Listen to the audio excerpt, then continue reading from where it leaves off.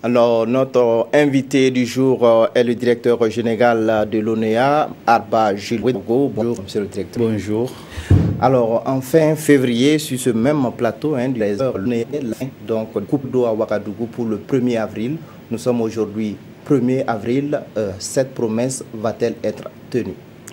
Oui, merci beaucoup pour ce rappel. Effectivement, nous avons fait la promesse à toute la population que l'eau des Ziga allait être à Ouagadougou et que la souffrance des populations par rapport à la desserte d'eau allait être soulagée.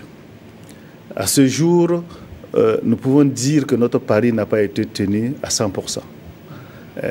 Tout simplement, à certaines difficultés qu'on a eu à rencontrer, mais dans le fond, l'espoir est permis. Étant donné qu'à ce jour, le 15 mars, la station est fonctionnelle, donc nous n'avons pas de problème. Une partie de cette production d'eau a été utilisée pour renforcer la conduite existante. Donc depuis le 22 mars, une partie de cette eau est consommée par la population de la ville de Ouagadougou et une autre grande partie était utilisée pour le curage de la canalisation, la grosse canalisation qui a été posée de Ziga jusqu'à Ouaga de plus de 50 km. Donc à ce jour, pendant la période des 2 semaines, nous avons eu un certain nombre de difficultés d'ordre technique. C'est une nouvelle usine qu'on a mis en fonctionnement. C'est un nouveau réseau qui n'avait pas subi tous les tests nécessaires et donc nous avons fait le curage, les réglages nécessaires et surtout ces essais de pression pour s'assurer qu'il n'y aura pas de fuite d'eau sur le réseau. Malheureusement, on a rencontré des fuites d'eau qui ont retardé la mise en fonctionnement de cette canalisation. Mais je disais tantôt que l'espoir est permis, parce que ce matin même, avec les plus hautes autorités, le ministre de l'eau et de l'administration était sur le terrain et on a fait faillir l'eau à l'entrée de Ouaga, dire à notre dernière station de dispatch de l'eau. L'eau est arrivée, mais nous avons dit encore qu'il est nécessaire de communiquer avec la population pour dire qu'aujourd'hui, ils sont toujours dans la souffrance, mais que dans les jours à venir, la situation va progressivement s'améliorer. Alors, ce retard est dû uniquement donc, à ces fuites d'eau dont vous venez de parler, ou bien il y a d'autres difficultés liées à cela? Non, c'est essentiellement lié à la pose du réseau et surtout à ces fuites qui nous a amené à reprendre les tronçons dans l'exécution pour rendre le réseau plus étanche. Donc c'est ça essentiellement la difficulté. Donc à ce jour, cette difficulté est vaincue et ce que nous avons également pendant les 2 semaines, comme je dis, c'est une nouvelle usine, donc on était obligé de faire tous les tests pour s'assurer de la qualité de l'eau. Et donc progressivement, au cours des jours à venir, nous allons maintenant lancer l'eau dans le réseau. Donc ce sera progressivement que la population va commencer à sentir.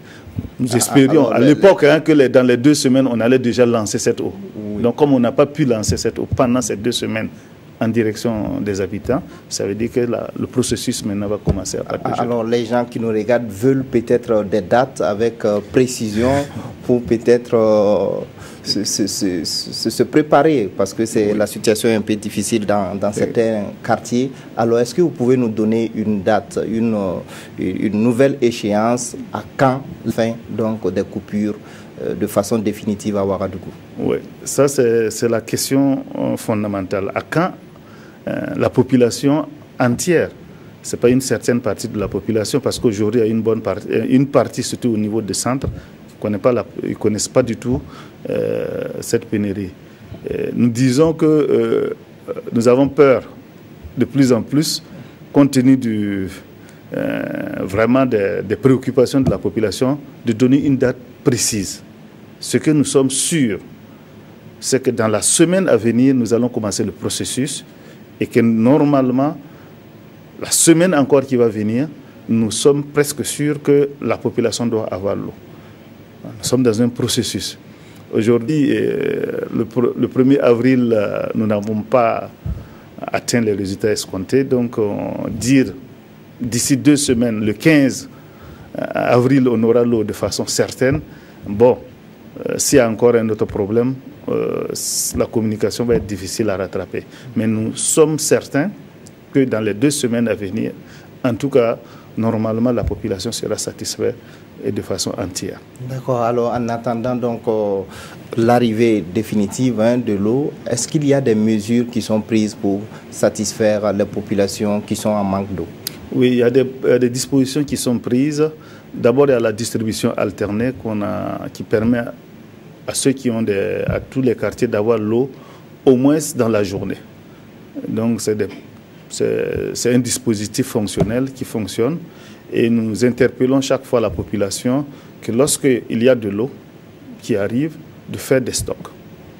Parce que lorsque l'eau, après 12 heures, on bascule dans une autre zone, ça peut mettre plus de 12 heures avant que le circuit se reboucle à leur niveau. Donc nous les demandons chaque fois, s'il y a de l'eau, faites des stocks. Il y a également des forages qui ont été exécutés, additionnels. Certains sont déjà en fonction, près d'une centaine de forages. Il y a des citernes qui distribuent dans la ville de l'eau. Et nous interpellons également au niveau des communes où il semble que les citernes ne sont pas visibles, d'attirer notre attention parce que nous avons loué une bonne quantité de citernes qui distribuent gratuitement l'eau dans les périphéries pour un peu soulager la population.